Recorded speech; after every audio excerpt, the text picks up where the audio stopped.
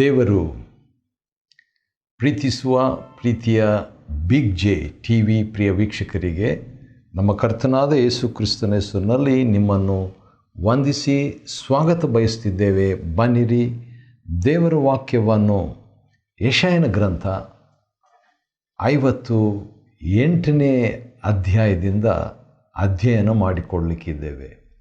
58th chapter of the book of ಐಸಾಯ.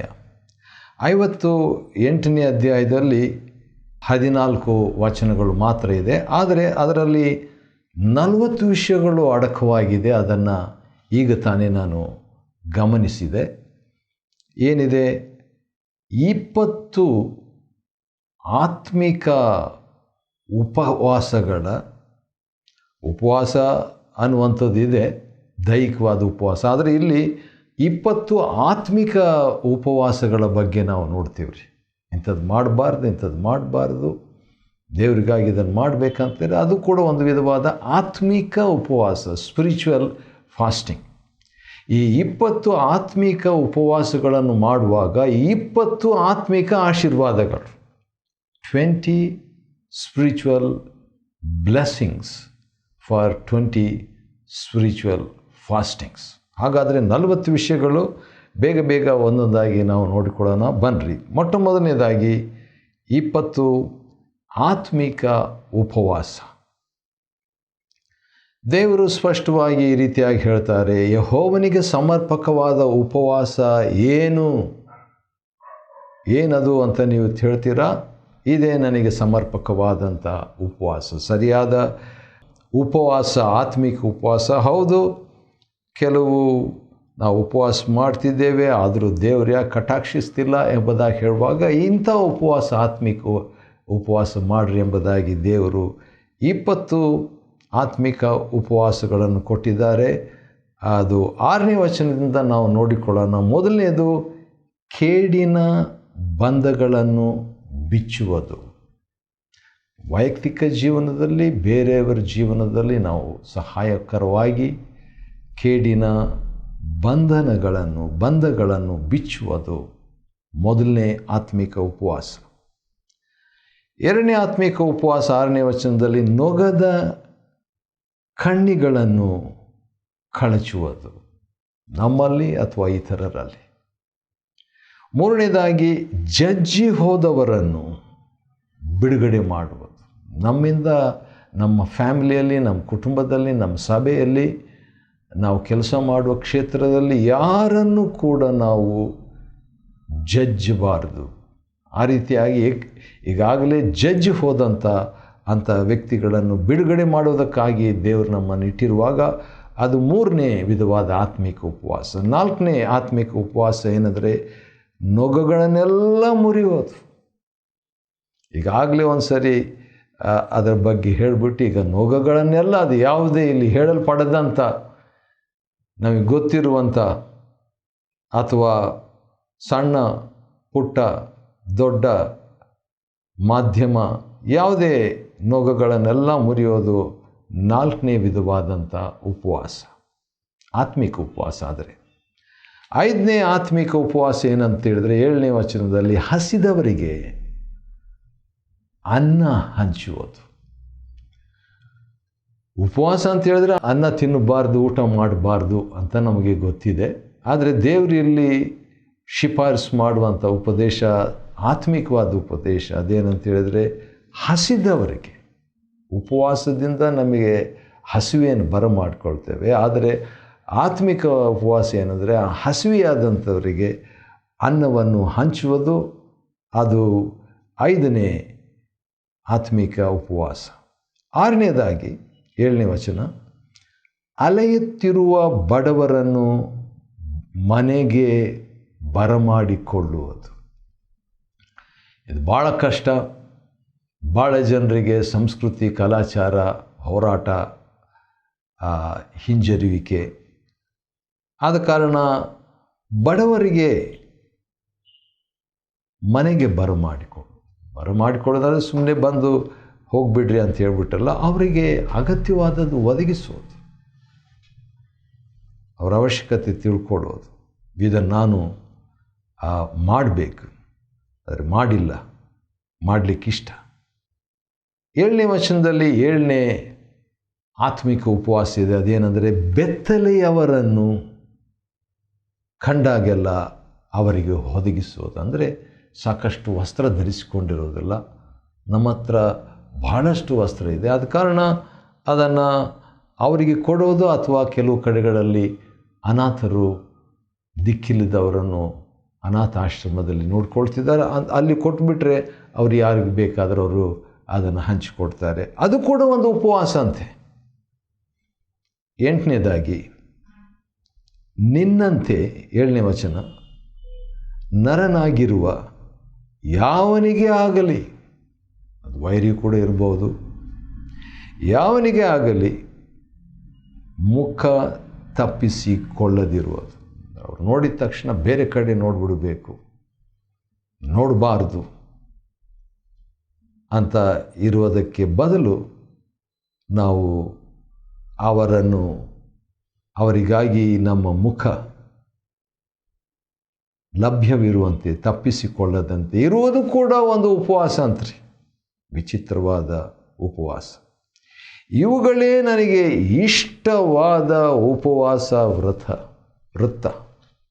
ವ್ರತ ಅಂತಿದೆ. ಇವುಗಳೇ ನನಗೆ ಇಷ್ಟವಾದ 8 ಆತ್ಮಿಕ ಉಪವಾಸಗಳನ್ನು ದೇವರು ಅಲ್ಲಿ ಹೇಳಿದ್ದಾರೆ. ಇನ್ನು ಉಳಿದಂಥ ಕೆಲವು ಆತ್ಮಿಕ ಉಪವಾಸ ಅಂತಾದರೂ ಹೇಳ್ಬೋದು, ಆತ್ಮಿಕ ಸಿದ್ಧಾಂತಗಳಂತ ಹೇಳ್ಬೋದು, ಅಥವಾ ಆತ್ಮಿಕ ಅನ್ವಯಗಳಂತ ಆಗ್ಬೋದು. ಇನ್ನೂ ಕೂಡ 12 ಇದೆ, ಅದನ್ನು ನೋಡಿಕೊಳ್ಳೋಣ. ಅದೇನಂತ ಹೇಳಿದ್ರೆ 9ನೇ ವಚನದಲ್ಲಿ ನೀವು ನಿಮ್ಮ ಮಧ್ಯದೊಳಗಿಂದ ನೊಗವನ್ನು ಹೋಗಲಾಡಿಸೋದು. ಅದೇ ರೀತಿಯಾಗಿದೆ ನೋಡಿ, ಇದು ಕೂಡ ಅಲ್ಲಿ ಕೂಡ ನೋಡ್ರಿ 6ನೇ ವಚನದಲ್ಲಿ ನೊಗದ ಕಣ್ಣಿಗಳು, 6ನೇ ವಚನ 2ನೇ ಭಾಗ ನೊಗಗಳನ್ನೆಲ್ಲ ಮುರಿಯೋದು, ಅಲ್ಲಿ ಕೂಡ ಅದೇ ಬರ್ತದೆ. ಈಗ ಅದನ್ನೇ ದೇವರು ಬೇರೆ ರೀತಿಯಿಂದ 9ನೇ ವಚನದಲ್ಲಿ ಹೇಳುವಾಗ ನೀವು ನಿಮ್ಮ ಮಧ್ಯದೊಳಗಿಂದ ನೊಗವನ್ನು ಹೋಗಲಾಡಿಸೋದು. ಅದೇ ಉಪವಾಸ ಇಲ್ಲಿ ಕೂಡ ಮುಂದುವರಿತಾ ಇದೆ. ಆತ್ಮಿಕ ಉಪವಾಸ ಅದು 9ನೇ ಆತ್ಮಿಕ ಉಪವಾಸ. 10ನೇ ಆತ್ಮಿಕ ಉಪವಾಸ ಬೆರಳ ಸನ್ನೆಯನ್ನು ಹೋಗಲಾಡಿಸೋದು. ಬೆರಳು ಸನ್ನೆ ಅಂದರೆ ನಮಗೆ ಗೊತ್ತು, ಅಥವಾ ಕೆಲವು ಸಾರಿ ಆ ರೀತಿಯಾಗಿ ಜನರ ಕಡೆ ತೋರಿಸಿ ತೀರ್ಪು ಮಾಡುವಂಥದ್ದು ಕೂಡ ಇರ್ಬೋದು. ಅವರಂಥವ್ರು ಇವ್ರು ಇಂಥವ್ರು ಅಂತ ಹೇಳ್ಬಿಟ್ಟು ಅಂಥ ಬೆರಳು ಸನ್ನೆಯನ್ನು ನಾವು ಹೋಗಲಾಡಿಸುವಂಥದ್ದು 10ನೇ ಆತ್ಮಿಕ ಉಪವಾಸ. ಇನ್ನೊಂದು 10 ಇದೆ, ಕೆಡುಕಿನ ನುಡಿಯನ್ನು ಹೋಗಲಾಡಿಸುವುದು. ಕೆಟ್ಟ ಮಾತು, ಕೆಡುಕಿನ ನುಡಿ ಅಥವಾ ಹರಟೆ ಮಾತು ಬೇರೆ ಬೇರೆ ಇರ್ಬೋದು. ಕೆಡುಕಿನ ಒಟ್ಟು ಕೆಟ್ಟದಾಗಿ ಬೇರೆಯವ್ರ ಬಗ್ಗೆ ಮಾತನಾಡುವ ನುಡಿಯನ್ನು ಹೋಗಲಾಡಿಸುವುದು 11ನೇ ಆತ್ಮಿಕ ಉಪವಾಸ. 12ನೇ ಆತ್ಮಿಕ ಉಪವಾಸ ಭಾಳ ಚೆನ್ನಾಗಿದೆ. ನಿಮಗೆ ಪ್ರಿಯವಾದದ್ದನ್ನು ಹಸಿದವರಿಗೆ ಕೊಡೋದು. ಅಲ್ಲಿ ಕೂಡ ಅದೇ ರೀತಿಯಾಗಿ ಒಂದು ಮಾತು ಬಂದಿದ್ದು ನೆನಪು ಮಾಡಿಕೊಳ್ಬೋದು. ಅದೇನಂತ ಹೇಳಿದ್ರೆ ಅನ್ನವನ್ನು ಹಸಿದವರಿಗೆ ಅನ್ನ ಕೊಡೋದು ಅಂತ ಹೇಳ್ಬಿಟ್ಟು 5ನೇ ಉಪವಾಸ. ಇಲ್ಲಿ ಕೂಡ ಅದೇ ರೀತಿಯಾಗಿ ಇನ್ನೊಂದು ರೀತಿಯಿಂದ ದೇವರು ಹೇಳ್ತಾರೆ, ನಿಮಗೆ ಪ್ರಿಯವಾದದ್ದನ್ನು, ನನಗೆ ಭಾಳ ಇಷ್ಟ ಇದಂದರೆ ಇಂತಿಂಥ ಆಹಾರ, ಅದನ್ನೇ ಹಸಿದವರಿಗೆ ಒದಗಿಸಿ ಕೊಡುವಂಥ ಒಂದು ಉಪವಾಸ. ಅದು 12ನೇ ಉಪವಾಸ. 13ನೇ ಉಪವಾಸ ಕುಗ್ಗಿದವರ ಆಶೆಯನ್ನು ನೆರವೇರಿಸುವುದು. ಕುಗ್ಗಿದವರ ಆಶೆಯನ್ನು, ಕುಗ್ಗಿದವರ ಅಂದ ಕೂಡಲೇ ನಾವು ಅದೇ ಒಂದು ಮಾತು ಬೇರೆ ಕಡೆ ಬಂದಿರುವಂಥದ್ದನ್ನು ನೀವು ಗಮನಿಸ್ಬೋದು. ಅದೇನೆಂದರೆ ಜಜ್ಜಿ ಹೋದವರನ್ನು ಅಂತ ಹೇಳ್ಬಿಟ್ಟು 6ನೇ ವಚನದಲ್ಲಿ ಇಲ್ಲಿ ಕುಗ್ಗಿದವರ ಆಶೆಯನ್ನು ನೆರವೇರಿಸುವುದು 13ನೇ ಆತ್ಮಿಕ ಉಪವಾಸ. 14ನೇ ಆತ್ಮಿಕ ಉಪವಾಸ 13ನೇ ವಚನದಲ್ಲಿ ನೀವು ಸಬ್ಬತ್ ದಿನವನ್ನು ಅಗಮ್ಯವಾದದ್ದೆಂದು ತಿಳಿದು ಆ ನನ್ನ ಪರಿಶುದ್ಧ ದಿನದಲ್ಲಿ ನಿಮ್ಮ ನಿತ್ಯ ಕೆಲಸವನ್ನು ಮಾಡದೇ ಇರುವುದು ಆತ್ಮಿಕ ಉಪವಾಸ. ಸಬ್ಬತ್ ದಿನದಲ್ಲಿ ಭಾಳ ಕೆಲಸ ಮಾಡಬೇಕಂತ ಇಷ್ಟಪಡ್ತಿದ್ರು ಯಹೂದ್ಯರು. ಆದರೆ ದೇವರು ಹೇಳ್ತಾರೆ, ಆ ದಿವಸದಲ್ಲಿ ಕೆಲಸ ಮಾಡಬೇಡ್ರಿ. ನಮಗೆ ಅದು ಅನ್ವಯ ಏನಂತ ಹೇಳಿದರೆ, ದೇವರಿಗಾಗಿ ಮೀಸಲಾಗಿ ಸಮಯವನ್ನು ಒದಗಿಸುವಂಥದ್ದು. ಅದರಲ್ಲಿಯೂ ಕೂಡ ಪ್ರಕಟಣೆ 1:10 ಪ್ರಕಾರವಾಗಿ ಕರ್ತನ ದಿನದಲ್ಲಿ, ಎಲ್ಲ ದಿನವೂ ಒಳ್ಳೆಯದೇ, ಒಂದೇ, ಆದರೆ ಕರ್ತನ ದಿನ ಅಂತ ಹೊಸ ಒಡಂಬಡಿಕೆ ಯಾಕೆ ಹೇಳ್ತದೆ? ಕರ್ತನ ದಿನದಲ್ಲಿ ಕರ್ತನಿಗಾಗಿ ಸಮಯ ಒದಗಿಸುವಂಥದ್ದು ಆತ್ಮಿಕವಾದ 14ನೇ ಉಪವಾಸ. 15 ಸ್ವೇಚ್ಛೆಯಾಗಿ ನಡೆಯದೆ ಸ್ವಾರ್ಥವಾಗಿ ಜೀವಿಸದೇ ಇರೋದು ಕೂಡ ಆತ್ಮಿಕ ಉಪವಾಸ. 16ನೇ ಆತ್ಮಿಕ ಉಪವಾಸ ಸ್ವಕಾರ್ಯದಲ್ಲಿ ನಿರತರಾಗದೇ ಇರುವಂಥದ್ದು ಆತ್ಮಿಕ ಉಪವಾಸ. 17ನೇ ಆತ್ಮಿಕ ಉಪವಾಸ ಭಾಳ ಚೆನ್ನಾಗಿದೆ, ಹರಟದೆ. 13ನೇ ವಚನ, ಹರಟದೆ ಇರುವಂಥದ್ದು ಆತ್ಮಿಕ ಉಪವಾಸ. 18ನೇ ಆತ್ಮಿಕ ಉಪವಾಸ ಯೆಹೋವನ ಸಬ್ಬತ್ತೆಂದು ಪರಿಶುದ್ಧ ದಿನವು. ಹೌದು, ಮತ್ತೊಂದು ಸಾರಿ ಅದು ರಿಪೀಟ್ ಆಗಿದೆ. ಸಬ್ಬತ್ ದಿನವು ಅಗಮ್ಯ ಅಂತ, ಆದರೆ ಇಲ್ಲಿ ಸಬ್ಬತ್ತೆಂಬ ಪರಿಶುದ್ಧ ದಿನವು ಅಂತ ಹೇಳ್ಬಿಟ್ಟು ಒಂದಕ್ಕೊಂದು ಸಂಬಂಧ ಇದೆ. ದೇವರಿಗಾಗಿ ಸಮಯ ಪ್ರತಿಷ್ಠಿಸಿಕೊಳ್ಳುವಂಥ ಆತ್ಮಿಕ ಉಪವಾಸ. ಸಬ್ಬತ್ ದಿನವು ಅಥವಾ ಪರಿಶುದ್ಧ ದಿನವು. ಉಲ್ಲಾಸಕರವು 19ನೇದು, ಮಾನ್ಯವು 20ನೇದು, ಆದದ್ದೆಂದು ಗಣಪಡಿಸಿದರೆ. ಈ ರೀತಿಯಾಗಿ 20 ಆತ್ಮಿಕ ಉಪವಾಸಗಳನ್ನು ನಾವು ನೋಡ್ಕೊಂಡಿದ್ವಿ. ಈಗ 20 ಆತ್ಮಿಕ ಆಶೀರ್ವಾದಗಳನ್ನು ಬೇಗ ನಾವು ನೋಡ್ಕೊಳ್ಬೇಕಾಗ್ತದೆ. ಯಾಕಂತ ಹೇಳಿದ್ರೆ 3 ಸಾರಿ ಒಂದು ಪದ ಬರ್ತದೆ ಈ 58ನೇ ಅಧ್ಯಾಯದಲ್ಲಿ. 9ನೇ ವಚನ ಆಗ, 10ನೇ ವಚನ ಆಗ, 14ನೇ ವಚನ ಆಗ. ಈ 20 ಆತ್ಮಿಕ ಉಪವಾಸಗಳನ್ನು ನೀವು ಮಾಡಿದರೆ 20 ಆತ್ಮಿಕ ಆಶೀರ್ವಾದಗಳನ್ನು ಹೊಂದಬಹುದು. ಏನೇನು? 8ನೇ ವಚನ, 58ನೇ ಅಧ್ಯಾಯ ಯೆಶಾಯನ ಗ್ರಂಥ. 20 ಆಶೀರ್ವಾದಗಳಲ್ಲಿ ಮೊದಲನೇದು, ಇದನ್ನು ಆಚರಿಸುವಾಗ ನಿಮಗೆ ಬೆಳಕು ಬರ್ತದೆ. ಇಲ್ಲದಿದ್ದರೆ ಕತ್ತಲೆಯಲ್ಲಿ ಇದ್ದೀವಿ ಅಂತ ಕೂಡ ಅರ್ಥ ಅಲ್ವಾ? ಅಥವಾ ಇನ್ನೂ ಹೆಚ್ಚು ಬೆಳಕು ಬರ್ತದೆ. ಎರಡನೇದು 8ನೇ ವಚನ, 2ನೇ ಆತ್ಮಿಕ ಆಶೀರ್ವಾದ, ಕ್ಷೇಮ ಬೇಗ ಬರ್ತದೆ. ಕ್ಷೇಮ ಆಗ್ತಾ ಇಲ್ಲ ಅಂತ ಹೇಳುವಾಗ ಬೇಗ ಬರಬೇಕಾ? ಆತ್ಮಿಕ ಉಪವಾಸ ಹಳೆ ಒಡಂಬಡಿಕೆಯಲ್ಲಿ. ಆದರೆ ಇವತ್ತು ಈ ದಿವಸಗಳಲ್ಲಿ ನಾವು ಹೇಳ್ಬೋದು, ನಮ್ಮ ಆತನ ಬಾಸುಂಡೆಗಳಿಂದ ನಮಗೆ ಗುಣವಾಯಿತು. ನಮ್ಮ ರೋಗವನ್ನು ಗಲಾತ್ಯ 3:13-14 ಆತನು ತಕ್ಕೊಂಡಿದ್ದಾನೆ, ನಮ್ಮ ಶಾಪ ತಕ್ಕೊಂಡಿದ್ದಾನೆ, ನಮ್ಮ ಬೇನೆ ತಕ್ಕೊಂಡಿದ್ದಾನೆ, ನಮ್ಮ ರೋಗ ತಕ್ಕೊಂಡಿದ್ದಾನೆ ಎಂಬುದಾಗಿ ನಂಬತಕ್ಕದ್ದು. ಆದರೆ ಹಳೆ ಒಡಂಬಡಿಕೆಯಲ್ಲಿ ಈ ರೀತಿಯಾಗಿ ಕೆಲವು ಶಿಫಾರಸು ಕೊಡಲಾಗಿತ್ತು. ನಿಮ್ಮ ಕ್ಷೇಮ, ಎರಡನೇದಾಗಿ 2ನೇ ಆಶೀರ್ವಾದ, ಕ್ಷೇಮ ಬೇಗನೆ ವಿಕಸಿಸುವುದು. 3ನೇದಾಗಿ ನಿಮ್ಮ ನೀತಿ ಅಥವಾ ಧರ್ಮವು ಮುಂಬಲವಾಗಿರುವುದು. ಹಳೆ ಒಡಂಬಡಿಕೆ. ಹೊಸ ಒಡಂಬಡಿಕೆಯಲ್ಲಿ ದೇವರ ಕ್ರಿಸ್ತನ ನೀತಿ. 4ನೇದಾಗಿ ಯೆಹೋವನ ಮಹಿಮೆಯು ನಿಮಗೆ, ದೇವರ ಮಹಿಮೆಯನ್ನು ಬಲವಾಗಿ ನಮಗೆ ಬರ್ತದೆ. 5ನೇದಾಗಿ ನೀವು ಪ್ರೇಯರ್ ಮಾಡಿದರೆ, ಕೂಗಿದರೆ ಯೆಹೋವನು ಉತ್ತರ ಕೊಡುವನು, ಪ್ರಾರ್ಥನೆಗೆ ಉತ್ತರ. ಇದು 5ನೇ ಆತ್ಮಿಕ ಆಶೀರ್ವಾದ. 6ನೇದು ಮೊರೆ ಇಟ್ಟು ಕರೆದರೆ ಇಗೋ ಇದ್ದೇನೆ ಅಂತ ದೇವರು ಹೇಳ್ತಾರಂತೆ, 6ನೇ ಆಶೀರ್ವಾದ. 7ನೇದಾಗಿ 10ನೇ ವಚನ, ನಿಮಗೆ ಕತ್ತಲಲ್ಲಿ ಬೆಳಕು ಉದಯಿಸುವುದು. ಅದನ್ನೇ ಇನ್ನು ಸ್ವಲ್ಪ ಬೇರೆ ರೀತಿಯಿಂದ ಹೇಳ್ತಾ ಇದ್ದಾರೆ, ಸ್ವಲ್ಪ ರಿಪೀಟ್ ಆಗಿದೆ. ಅದು 7ನೇ ಆಶೀರ್ವಾದ. 8ನೇದಾಗಿ ನಿಮ್ಮ ಅಂಧಕಾರವು ಪರಿಹಾರವಾಗಿ ಮಧ್ಯಾಹ್ನ ಆಗುವುದು. ವಾವ್, ಮಧ್ಯಾಹ್ನವಾಗುವುದು. 9ನೇ ಆತ್ಮಿಕ ಆಶೀರ್ವಾದ, ಯೆಹೋವನು ನಿಮ್ಮನ್ನು ನಿತ್ಯವೂ ನಡೆಸುತ್ತಾ, ಯಾವಾಗಲೂ ದೇವರು ನಿಮ್ಮನ್ನು ನಡೆಸುವಂಥ ಆತ್ಮಿಕ ಆಶೀರ್ವಾದ ಬೇಕು, ನಮಗೆ ಬೇಕು. ಮತ್ತು 11ನೇ ವಚನ, 58ನೇ ಅಧ್ಯಾಯ ಯೆಶಾಯನ ಗ್ರಂಥದಲ್ಲಿ 20 ಆತ್ಮಿಕ ಆಶೀರ್ವಾದಗಳನ್ನು ನೋಡ್ಕೊಳ್ತಾ ಇದ್ದೇವೆ. ಅದರಲ್ಲಿ ಮರುಭೂಮಿಯಲ್ಲಿಯೂ ನಿಮ್ಮ ಆತ್ಮವನ್ನು ತೃಪ್ತಿಗೊಳಿಸಿ. ವಾವ್! ಮರುಭೂಮಿಯಲ್ಲಿಯೂ ದೇವರು ನಮ್ಮ ಆತ್ಮವನ್ನು ತೃಪ್ತಿಪಡಿಸ್ತಾನಂತೆ. ದೇವರ ನಾಮಕ್ಕೆ ಸ್ತೋತ್ರವಾಗಲಿ. ನಿಮ್ಮ ಎಲುಬುಗಳನ್ನು ಸಸಾರ ಮಾಡುವನು. ವಾವ್! ನನ್ನ ಎಲುಬಿಗೆ ಸಸಾರ ಬೇಕು, ಸ್ವಸ್ಥತೆ ಬೇಕು. ಯಾಕಂದರೆ ಕೆಲವು ವರ್ಷಗಳ ಹಿಂದೆ ನನಗೆ ಆಕ್ಸಿಡೆಂಟ್ ಆಗಿತ್ತು, ಕಾಲು ಮುರಿದೋಗಿತ್ತು. ಆದ ಕಾರಣ ನನ್ನ ಎಲುಬುಗಳಿಗೆ ಸಸಾರವಾಗಬೇಕಾದರೆ ಈ ಆತ್ಮಿಕ ಆಶೀರ್ವಾದ ದೇವರು ಕೊಡಲಿಕ್ಕೆ ಸಿದ್ಧ ಮನಸ್ಸುಳ್ಳವನಾಗಿದ್ದಾನೆ. ಆದರೂ ಕೂಡ ನಿಬಂಧನೆಗಳು ಇವೆ, ಅದು ನಾನು ಮಾಡಬೇಕು. ಆದರೆ ಹೊಸ ಒಡಂಬಡಿಕೆ ಕಾಲದಲ್ಲಿ ಆತನು ನಮ್ಮ ಬೇನೆಯನ್ನು ಕೂಡ ಹೊತ್ತುಕೊಂಡನು. ಯೆಶಾಯ 53, ರೋಗವನ್ನು, ಬೇನೆಯನ್ನು.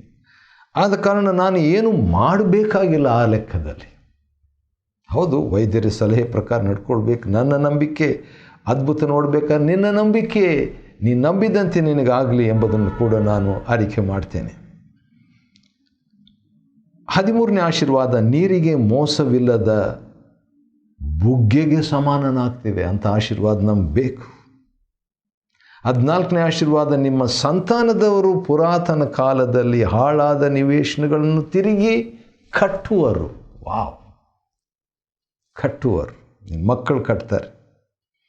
15ನೇ ಆಶೀರ್ವಾದ, ನೀವು ತಲತಲಾಂತರಗಳಿಂದ ಪಾಳು ಬಿದ್ದಿರುವ ಅಸ್ಥಿವಾರಗಳ ಮೇಲೆ ಕಟ್ಟಡಗಳನ್ನು ಎಬ್ಬಿಸುವಿರಿ.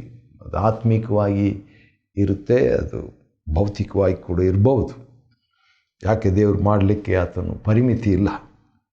16ನೇ ಆತ್ಮಿಕ ಆಶೀರ್ವಾದ, ಬಿದ್ದ ಗೋಡೆಯನ್ನು ಹಾಕುವ ಜನಾಂಗ ಎಂಬ ಬಿರುದು ನಮಗೆ ಸಿಕ್ತದಂತೆ. ಇಸ್ರಾಯೇಲಿಗೆ ಅದು ಸಿಕ್ತು. 17ನೇದಾಗಿ, ಹಾದಿಗಳನ್ನು ತಿರುಗಾಡುವ ಸ್ಥಿತಿಗೆ ತರುವ ಜನಾಂಗ. ಒಂದು, ಬಿದ್ದ ಗೋಡೆಯನ್ನು ಹಾಕುವ ಜನಾಂಗ, ಹಾದಿಗಳನ್ನು ತಿರುಗಾಡುವ ಸ್ಥಿತಿಗೆ ತರುವ ಜನಾಂಗ ಎಂಬ ಬಿರುದುಗಳು ನಿಮಗೆ ಉಂಟಾಗುವುದು. ವಾವ್! 18ನೇ ಆತ್ಮಿಕ ಆಶೀರ್ವಾದ 14ನೇ ವಚನದಲ್ಲಿದೆ. ಯೆಶಾಯನ ಗ್ರಂಥ 58ನೇ ಅಧ್ಯಾಯ 14ನೇ ವಚನ, ನೀವು ಯೆಹೋವನಲ್ಲಿ ಉಲ್ಲಾಸ ಪಡುವಿರಿ. ಇದು ಬೇಕು, ನಮಗೆ ಬೇಕು, ಇದು ಬೇಕು. ದೇವರಲ್ಲಿ ನಾವು ಸಂತೋಷ ಪಡುವಂಥದ್ದು. ಹೌದು, ಹೊಸ ಒಡಂಬಡಿಕೆಯಲ್ಲಿ ಕ್ರಿಸ್ತನಲ್ಲಿ ಸಂತೋಷ ಪಡುವಂಥದ್ದು, ಕರ್ತನಲ್ಲಿ ಸಂತೋಷ. ಫಿಲಿಪ್ಪಿ 4:4. ಆದರೆ ಯೆಶಾಯ 58:14 ಈ ಒಂದು ಅವಕಾಶ ಹಳೆ ಒಡಂಬಡಿಕೆ ಭಕ್ತಾದಿಗಳು ಕೊಡಲಾಗಿತ್ತು. ಯೆಹೋವನಲ್ಲಿ ಉಲ್ಲಾಸ ಪಡುವಿರಿ. ಮತ್ತು 19ನೇ ಆತ್ಮಿಕ ಆಶೀರ್ವಾದ, ನಾನು ನಿಮ್ಮನ್ನು ಭೂಮಿಯ ಎತ್ತರವಾದ ಪ್ರದೇಶಗಳಲ್ಲಿ ಮೇಲೆ ಹತ್ತಿಸಿ, ದೇವರೇ ನಮ್ಮನ್ನು ಪ್ರಮೋಟ್ ಮಾಡ್ತಾನೆ, ಮೇಲಕ್ಕೆ ಎಬ್ಬಿಸ್ತಾನೆ. ವಾವ್! ಆತನ ನಾಮಕ್ಕೆ ಸ್ತೋತ್ರವಾಗಲಿ.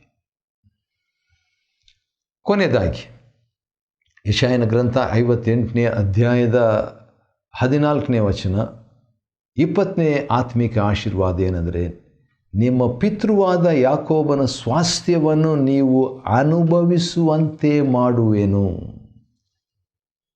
ಹೌದು, ಯಾಕೋಬನು, ಅಬ್ರಹಾಮ್, ಇಸಾಕ್, ಯಾಕೋಬ ಅವರ ಸ್ವಾಸ್ಥ್ಯ ನಾವು ಅನುಭವಿಸುವಂತೆ ಕ್ರಿಸ್ತನ ಮೂಲಕ ಗಲಾತಿ 3 ಪ್ರಕಾರ ನಾವು ಅನುಭವಿಸುವಂತೆ ಆತನು ಮಾಡ್ತಾನಂತೆ.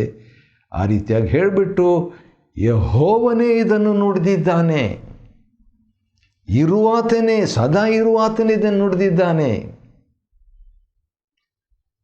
ಎಂಥವನಾಗಿರುವೆನು ಅಂಥವನಾಗಿರುವೆನು ಎಂಬಾತನೇ ಇದನ್ನು ನುಡಿದಿದ್ದಾನೆ.